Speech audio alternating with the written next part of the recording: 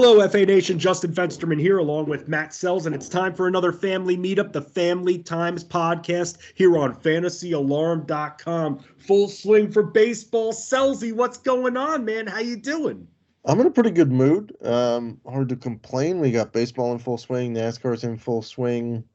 Weather's finally getting nice. I've been able to grill like 4 times this week, so that's it. That's the under at that point for you, man. Well, so we had a 28-degree day a few days ago, and then we had like 40-mile-an-hour winds a couple of days before that. So, my grill's enclosed. It is a charcoal thing, but like it gets, when I light it, there's still sparks. So I get a little bit cautious when it's 40-mile-an-hour winds, and that gets a little dangerous. I don't want to catch my neighbor's fence on fire, man. That's not, of course, that's not neighborly. That's true. No, listen, you send me. I feel like I communicate more with you than my wife because you send me all your grilling things and what you're making for dinner. Also, like the delicious chicken shawarma the other day that had you salivating. That's right. That's right. You know who has me salivating right now when it comes to fantasy baseball? Brian Reynolds, man. That's someone that has me salivating. I have him on every freaking team. And the reason why, by the way, is because I'm a company guy. That Fantasy Alarm MLB draft guide. That's right. That had rankings, multiple rankings from our boys, Howard Bender, Adam Ronis. I wanted this guy on my team already with 4 home runs, 7 RBIs, He's hitting over 400 at the dish already. I mean, long-term Pirates guy? Probably not. But at the same time, I'm enjoying this from this Pittsburgh guy as much as the locals enjoy sandwiches from Primanti Bros. Oh, man, Primanti sandwiches are delicious. But yes, he's not salivating, the owner of the Pirates. That's true. No, he has to go pay that guy money into the team. Yeah, he can't just pay him in Primanti Brothers sandwiches anymore. He's got to pay. He's got to pay this guy. And as of like last week, they had yet to come to terms on an extension. Shocker. I find it very hard to believe that they're going to keep many, if any, of the young core that they're rebuilding, which is unfortunate because they have some very interesting, very talented young players between Cabrian Hayes, O'Neal Cruz, Jay Juan Bay, Brian Reynolds, Andy Rodriguez, their catcher, first base, outfield guy coming up is impressive. He's not going to be a catcher long term because they have Henry Davis coming up too at catcher, who looks fantastic. Quinn Priester hopefully doesn't follow the let's put it this way. Quinn Priester may come up and then follow the Garrett Cole, Tyler Glasnow model where he gets very good and then Pittsburgh ships him off for a package that they should never have taken for a very good pitcher, right? Because Glasnow was once a Pirate prospect. Garrett Cole was a Pirate prospect. Jamison Tyone was a Pirates prospect. There's a couple others where they could basically have an entire staff of aces. So sorry there, Colby, to go rub that in because he is our resident Pirates fan. Colby Conway, love Colby Conway. He's just a glutton for punishment though between the Texans and the Pirates. Like, bro, he's a glutton for punishment. I'm a glutton for punishment. I know. I saw your tweet. For the Mets, the Knicks, the Jets, and the Islanders. I'm a glutton, and the difference is with me, the number 1 market in the world, and I root for these crap teams. So here's my question. Let's get into a philosophical debate here, right? Thank God. When is it okay to realize you don't have to be a glutton for punishment and switch up to a sports team you may have lived by or followed for a while? For me, I'm not saying bandwagon to the latest. Who I really love, Joe Burrow. So I'm gonna go hop on the Bengals, right? But like you've lived in the DC area for a while, so when can you switch to? Hey, I've been to a bunch of games. The Nationals and the Commanders and the Wizards. Okay, let's take me. I've lived out in the Midwest in some form or fashion. When I say Midwest, I mean Missouri, Kansas, and Nebraska. I've lived here for 18 years, going on 19 years at this point, right? So I've been in the market, the media market, for the Chiefs and, yes, the Royals for that long. So, having lived half my life not near the market of the teams that I chose when I was a kid because that's who the family rooted for. That's who I grew up near when I was 6. Why as guys do we let teams we chose as 4, 5, and 6-year-olds ruin our entire life? Loyalty. That's why. Loyalty. Because we've been with them for so long that we think when lightning finally strikes and they have their moment in the sun, win that title, it'll be oh so extra special. But then you think of the teams I root for, they're never going to win titles. No. Look at the Mets. Look at the Mets. You're seeing Scherzer, you're seeing them get bombed by the Brewers. Verlander's hurt. Narvaez is hurt. I'm excited, by the way, to see Francisco Alvarez. Yeah, but they're not playing him. What? But I know, but still, Beatty now hurt. Everybody is hurt now on this team. Yeah, because they're the Mets. Their training staff is. They need to call in Dennis Haysbert and do like a cleansing of their training. So, by the way, if anybody doesn't get that reference, go watch Major League. I'm sorry. Serrano. Yeah, Pedro Serrano. By the way, I learned a story that he was not supposed to carry the bat around the bases when he hit that home run. It was just a freak thing where they hit it in front. So they actually had 25,000 extras in that scene in the stadium. They put 25,000 people in the stadium to make it look full, right? And they're throwing. The actors are facing actual pitching. Okay. So Haysbert hits the homer and gets so excited that he just carries the bat around the bases with him, which was not scripted, and they left it in because it just fits the character in the scene so well. Such a good movie. I even like Major League 2 as well. Like I think Parkman is a very good heel character. I think he is. I think you're right about that. And the centerfold, the catcher who feels at ease when he starts thinking about the centerfolds. Oh, Rube Baker. Yeah. Yeah, dude, that guy's hilarious. He's so goofy. Yeah, that's hilarious. So Willie Mays Hayes runs like what is it? Willie Mays Hayes runs like Mays, something like Hayes, something like that. Yeah, Willie Mays Hayes. No, I love that, man. Major League is so funny. You know, I didn't watch that movie until way later in my life. Like I grew up on Rookie of the Year, The Sandlot, Angels in the Outfield, Field of Dreams. Like those are the movies that I grew up on for baseball movies. And then later on, I started to watch some of the others. Bull Durham, watch that. But those big four. 8 Men Out? Dude, I think 8 Men Out is one of the most underrated baseball movies out there. 100%. That cast is loaded. It's a great story. For those who don't know, it's about the 1919 Black Sox and Shoeless Joe Jackson.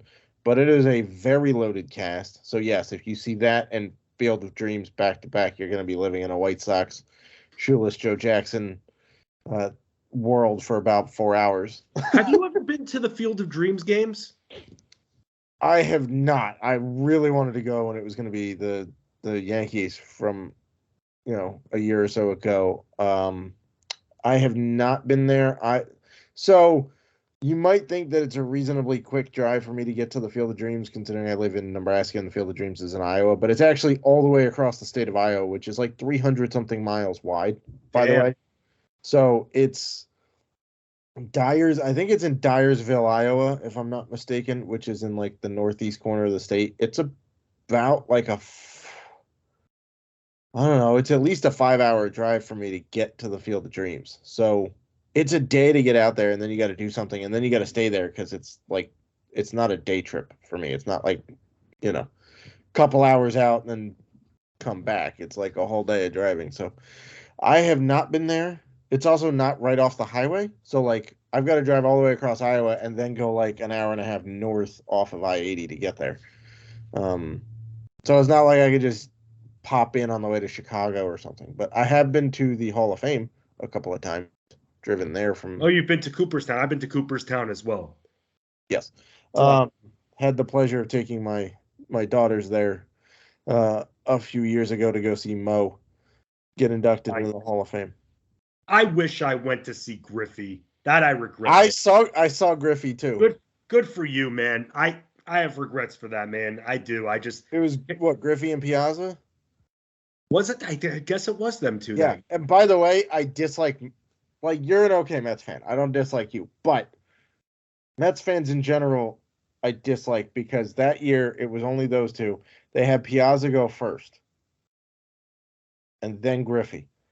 The Mets fans who drove up for the day packed up and left after Piazza's Oh, that's stupid. speech. So it was like half full for Griffey. That's stupid. I mean, Griffey's one of the greatest of all time. Also, what are you rushing back for? It's mid-afternoon on a Saturday. Like, what are you? Let me tell you, man, my pops used to take me to Yankee Stadium. I grew up on Long Island, Mets fan and everything. My pops used to take me to Yankee Stadium, and we'd root on Ken Griffey Jr. with the bleacher creatures right there. One day I was there. It was like 96 or 97. Griffey just hit a bomb, and we were going nuts, and everyone's looking at us like, not good right there. But it's full circle here. You know, man, if you live in a place like as long as we've lived where we've lived, I guess you can adopt the team, especially, but it's not, with everything that the internet has now, it's not, the focus isn't as much on the local media, the local teams. It's more everything worldwide. If this were 1993, let's just say, and I had at that time lived in the DC area for 10, 12 years, it would be much easier, I feel like, for me to adopt one of those DC teams or one of the DC or even Baltimore teams. And then, because at that point, I'm reading that media, I'm reading that newspaper every single day. So and then you're watching them on local. Meanwhile, by the way, I was hanging out with Adam Ronis the other night on a radio show, and we're doing live action updates and everything. And the Yankees-Phillies game, which was on TBS, which I was watching here in Maryland, he's in New Jersey, and it was blacked out. Like, Yankees fans could not watch the Yankees game the other night. Yeah, the blackouts for MLB have to stop. But yeah, dude, we just want to watch some baseball. And enough of having to pay for all these extra services, okay? Cable's expensive enough. That's why you don't get cable. Right. But that's I don't have cable. I haven't had cable in like 9 years. Man, I'm starting to think that that's maybe the direction to go, bro. I literally, you can bundle so much stuff now with streaming, like Hulu, right? You pay for Hulu for like $15 a month. You get Hulu, Disney Plus, and ESPN. That's pretty good. Now, you don't get live TV with that Hulu package, but you get, stuff shows up the next day. Need the live TV, man. Yeah, but you can watch live TV on ESPN with that package. But you don't get, the Hulu with sports or whatever, right? You can, or you get somebody you get a friend with a cable subscription, and you say, hey, let me use your login, and then you can log in and watch live stuff on the apps. That's what I do for a bunch of stuff. I feel bad about that. People are like, oh, just, it doesn't add to it. No, right. What you do, you give them your creds to, I do that with my parents, right? They give me their cable login so I can watch HBO. But that's different. That's your family. That's parents. I'm talking you go up to a Joe Schmo or your coworker and you say, I'm not talking about some rando. I'm talking about a good friend. Are you going through puberty, Matt Selz? Your voice just cracked twice. I might be, because you're forcing me into it. With this, yeah, I'm going to go ask some Joe Schmo off the street. Hey, man, what's your cable creds? Do you have cable? What's your provider? No, I have DirecTV. Oh, sorry, you're out because they suck. Also, by the way, who's still paying for satellite? I don't understand this. There are people who live up the street from us who have a satellite dish in their front yard. I'm like, it goes out every time it rains. Why would you? Who's still using satellite? I don't know. By the way, let's to swing it back to baseball. We already had a game go under 2 hours, man. Yeah. Incredible. I mean, look, and I know you saw Ohtani get burnt a few times with the violations, and I know these new rules in place, but I'm liking the pace a little bit more, man. Now we see less than one per game, by the way, on those violations. So it's not like they're having a huge. Ohtani has 2 on the mound, 1 at the dish. Yeah, he got dinged for pitching and hitting violations in the same game the other night. Yeah. He's the first one, and I'm presuming the only guy who's ever going to have that happen. I'm liking the pace. I really like the pace. And to be honest, having watched it for a while, it doesn't feel too fast. No, it doesn't. And you know what else? It just doesn't feel slow. It You know, feels the the way. pace encourages me, Sells, because the one rule I really don't like of the changes over the last couple of years, the ghost runner. And I'm hoping that because of what we're seeing with the pace this year, that going into next year, they get rid of the ghost runner because they're happy with the speed of the game.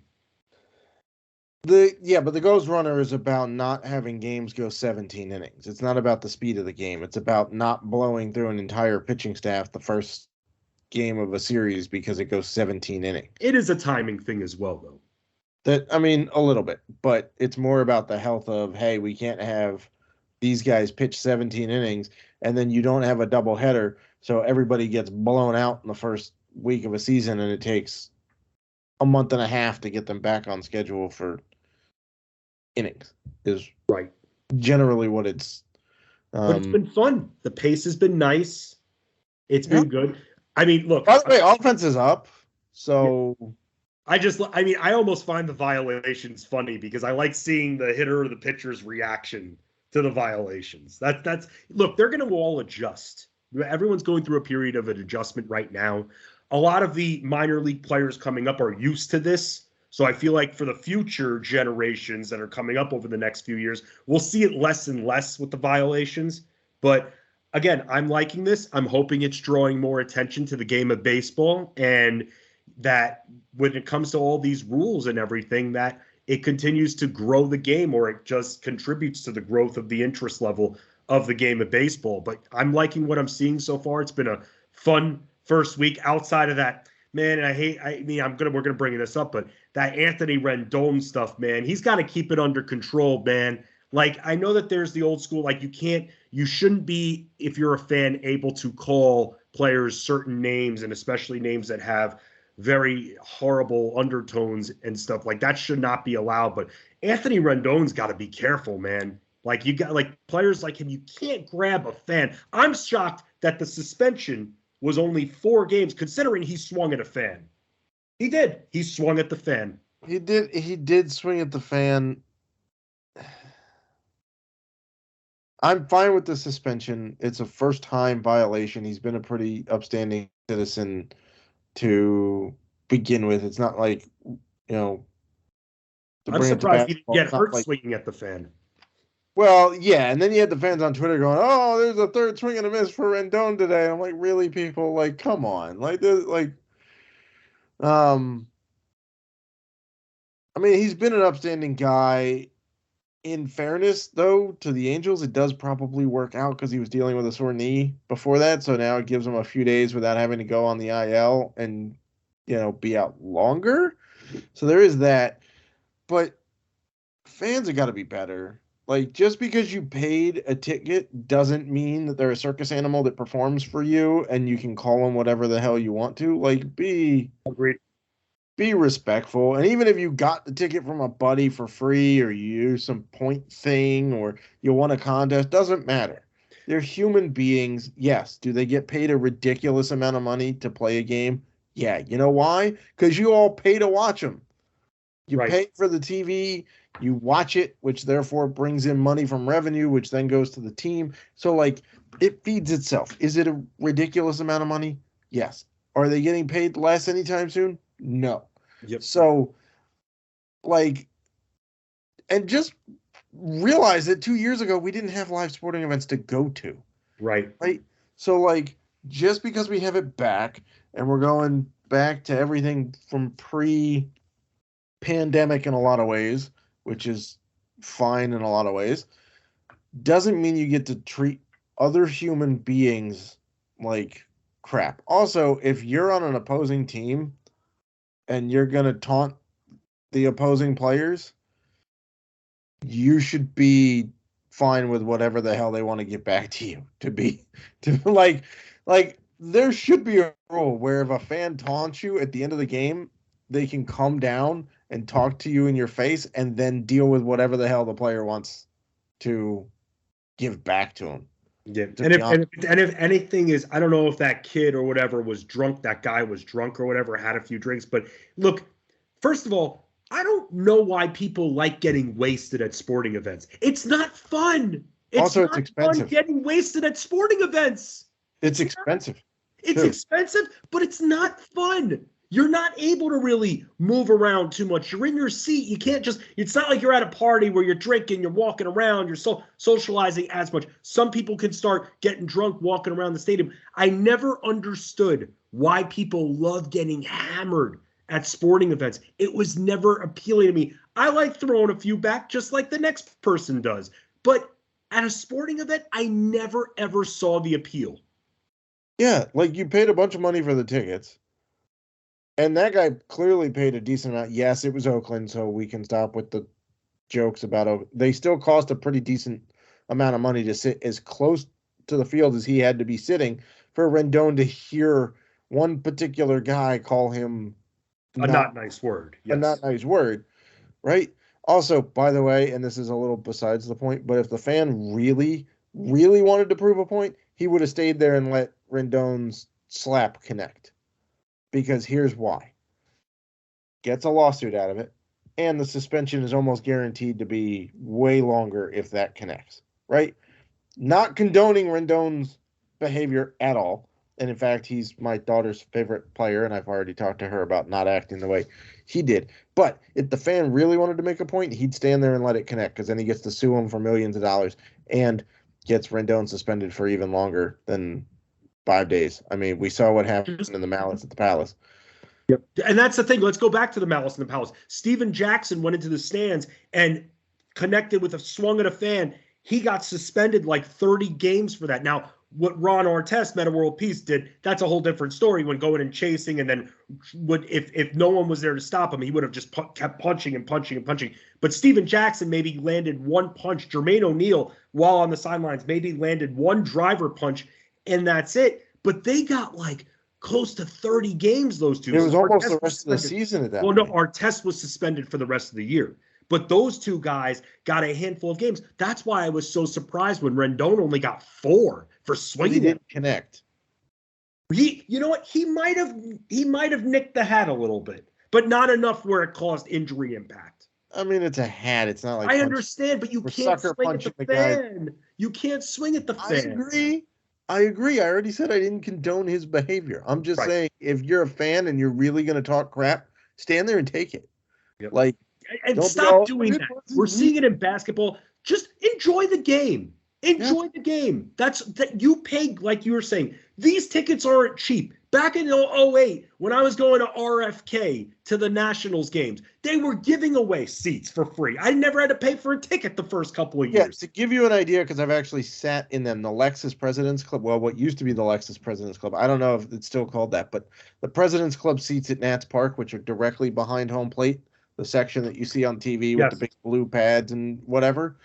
We went there several years ago for my dad's birthday game. My dad and I went. He used his points that he had accrued as a season ticket holder to cash them in to sit there. And they come with all-you-can-eat food and drink that's delivered to your seat, that's included in the ticket price. It comes with a buffet before the game.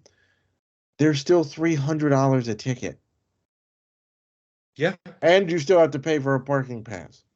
So, this stuff ain't cheap. Is it all you can eat food and drink? Yeah.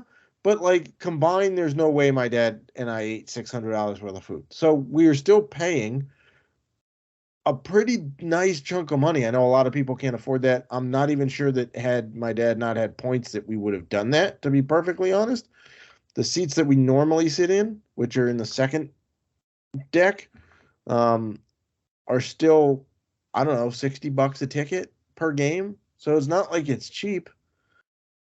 Just enjoy the sports. Yeah. Enjoy the sports. Like you said it, Selz. A few years ago, we would be begging to be able to go to a game. We would be begging just to have sports on besides the Bundesliga and KBO. Yeah, by the way, speaking of the Nats, Eric Fedde is crushing it in the KBO right now. The bottom line is, if you can't, and look, there are some people, and a lot of people, that just when they drink, they just can't be responsible, mature. There are people that just can't handle it. Be in your own environment if you're going to drink excessively or even have a few to make yourself make bad decisions. Stay home and watch it on TV. It's cheaper. Yes, it is. But when you go to a game, let's just enjoy the sports. Let's just enjoy the baseball. Let's just cheer, boo, like celebrate with everybody around you when things go great, But number one, leave the players alone. Number two, just enjoy the game and don't get sloppy drunk or be excessive, get into fights. And I follow that MLB fights account. And when I see new fights every day, it shouldn't have to be that way. We're all just watching sports. There shouldn't be fights in the stands every single day. It's sad. It's just sad. So that's all. Look, when it comes to this baseball, from everything that we've had over the last week, the speed has been great, but some of the actions have definitely not been, especially in the Rendon situation. Now, Selz, one last thing. Can we stop calling it a sweeper? I've heard that term referred to for pitches way too much over the last week. And I get that one person said it, and now everybody wants to be hip to the lingo and say, oh, it's a sweeper. It's a sweeper pitch? Yeah, it's a slider. When did we stop calling things sliders? It's literally been called a slider since the pitch was invented, I don't know, 70 years ago. Yeah, amen to that. Amen to that. Why are we? And also, if you're going to put stuff up on your Jumbotron, let's not invent new things that are not great. I saw the Padres, their pitcher, one of their relievers, throws a pitch that apparently is a mix between a slider and a cutter. Congrats. Don't call it a slutter and then put it up on the big screen where it gets Stupid. Clipped and then put on Twitter so that everybody can see, hey, the Padres are calling it a slutter. You should probably come up with a better name for the pitch. Just because it's two pitches mixed doesn't mean that there can't be a better or just call it a slider/cutter. Just call it a slider-cutter. That's all you got to do. Just call it a slider-cutter. People just want to invent things that go viral. Yeah, or by the way, it could just be a slider with a little less movement or a cutter with a little more movement. Doesn't mean it has to be. Not every pitch in the world is some combo of things. Some guys have more movement on pitches and they move in different ways than others. But the sweeper, I don't know if it's because it got tied to Ohtani or what, but it's like, what happened to slurve? Right. So we'll pick up the pitching terminology here, Selz, because we're about to end things. Let's get to the family table, though, because I'm going to bring up a question for you, because at this point, the one thing I'm going to bring to the family table is I was in my Dynasty League finals for fantasy basketball, and this is a league where there's like 16, 18 teams in it. So 8 teams made the playoffs. I was the 8th seed. There's reseeding too, which is wild. I beat the number 1 team. I beat the number 2 team. In the finals against the number 3 team, I tied 4-4. And the reason why I lost is because he was the higher seed. And I just feel like there has to be a better way. I don't know if it's you pick a random category and that's the category that decides a tiebreaker. Maybe you do head-to-head since it's a head-to-head league. Maybe you do history head-to-head with the tiebreaker being a category. I just want to get your take very, very quickly, Selz, on this, because this is what I'm bringing to the table. Is there a better tiebreaker than higher seed in that situation? Yeah, head-to-head is fine. Yes, because I feel robbed a little bit. The world uses head-to-head as the first tiebreaker. Right, and I know I entered this league, and the rules were the rules all year long. But I still can have some feelings about it, and I just feel a little robbed because it was a 4-4 tie, and now I'm only getting 25% of the pot because I lost via tiebreaker simply because this guy was the higher seed. Well, here's my other question. So it's a 4-4, so I'm guessing it's a head-to-head categories? Yes. Okay, so unlike baseball, there's no offense and there's no pitching. There's normally 9 categories, by the way, for those that know basketball categories. There's normally 9 standard categories. In this particular league, the commissioner eliminated turnovers as a category. So I went down to 8. I would say if you can't get head-to-head tiebreaker put in as the tiebreaker rather than the seed, I would try to get them to add a ninth category because then He with won't nine do it. categories, That's already see the adding turnovers. He won't do it. He already nixed it. pick another category. Fine. That's something. So pick. So you're with me that go head-to-head tiebreaker first. If that doesn't go through, I would ask them to add a. You have to make if you're going to have head-to-head categories. You've got to have it in a way in which it's not an even number of categories. So we'll pick that. And we'll get when Ryan Hallam joins us next week. You can either go down to 7 or add one more, but right. It's got to be odd. Otherwise, you get ties. Yep. All right. What are you bringing to the family table, Selz?